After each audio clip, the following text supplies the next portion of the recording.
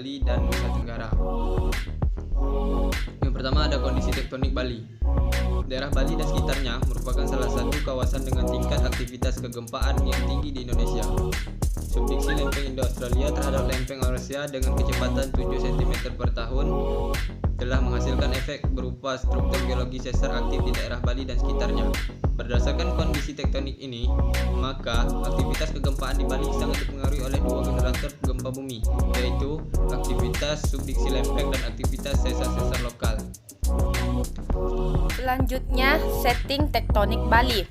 Pulau Bali merupakan bagian dari busur Kepulauan Sunda Kecil yang terbentuk sebagai akibat proses subduksi lempeng Indo-Australia ke bawah lempeng Eurasia. Proses subduksi ini tidak hanya menimbulkan aktivitas tektonik, tetapi juga aktivitas vulkanik Gunung Agung yang pernah meletus pada tahun 1821, 1843, dan 1963.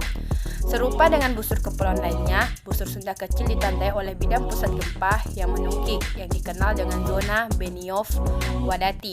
Gempa bumi dangkal akibat proses subduksi umumnya terjadi di selatan Bali, di palung Jawa yang berjarak antara 150 sampai 200 km.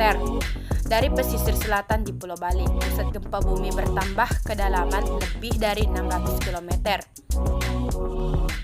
Gempa bumi di daratan Pulau Bali terjadi pada kedalaman 100 sampai 200 km. Namun demikian, aktivitas gempa bumi dangkal juga terdapat di daratan Pulau Bali dan cekungan Bali di sebelah utara Pulau Bali. Cekungan ini terjadi akibat adanya struktur geologi sesar naik belakang busur. Silver et al. 1968. Berdasarkan ekspedisi bahari yang mereka lakukan, memperkirakan bahwa ujung barat patahan belakang busur berakhir di cekungan Bali. Baiklah, saya akan melanjutkan penjelasan dari Mita, yaitu B. Kondisi tektonik NTB atau Nusa Tenggara Barat, di mana fisiografi kepulauan ini dibatasi oleh bagian barat Jawa, di bagian timur dibatasi oleh busur Banda, dan di bagian utara dibatasi oleh Laut Flores, dan yang terakhir di bagian selatan dibatasi oleh Samudra Hindia. Secara geologi, kepulauan ini terletak di pusar busur Banda yang terbentuk oleh rangkalan kepulauan gunung api muda. Secara tektonik, rangkaian gunung ini akibat subduksi lempeng Indo-Australia. Nah, jadi setting tektonik ini terdapat interaksi tiga lempeng utama, yaitu Indo-Australia, Eurasia, dan Pasifik, membentuk tektonik yang kompleks di Indonesia Timur. Kepulauan Nusa Tenggara adalah hal subsidi lempeng Indo-Australia di bawah busur Sunda pada zaman tersier atas. Nah, jadi ukuran rangkaian kepulauan vulkanik yang bergradasi menjadi kecil ke arah timur dari Jawa, Bali, Lombok, Sumbawa, Flores, Wetar, hingga Banda. Gradasi ini dimungkinkan karena besarnya volume oceanic crust yang tersubsidi. Di bagian barat, pergerakan dominan adalah slip adalah deep slip, sedangkan di sebelah timur yaitu adalah strict slip. Dan yang kedua yaitu struktural unit. Berdasarkan teori tektonik lempeng, kepulauan Nusa Tenggara Barat dapat dibagi menjadi 4 tektostruktur. Yang pertama ialah back arch atau Laut Flores, yang kedua ialah gunung api dalam rangkaian kepulauan vulkanik, dan yang ketiga adalah outer arch atau non-vulkanik island, dan yang terakhir adalah fore arch unit. Nah, sekian penjelasan dari saya, kemudian akan dilanjutkan oleh Hesti Novitasari. Saya akan melanjutkan penjelasan inti, yaitu C. Busur Banda.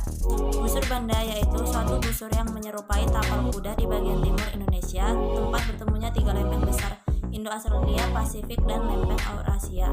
Pecahan lempeng bagian selatan Tetian menjadi base dari Laut Banda.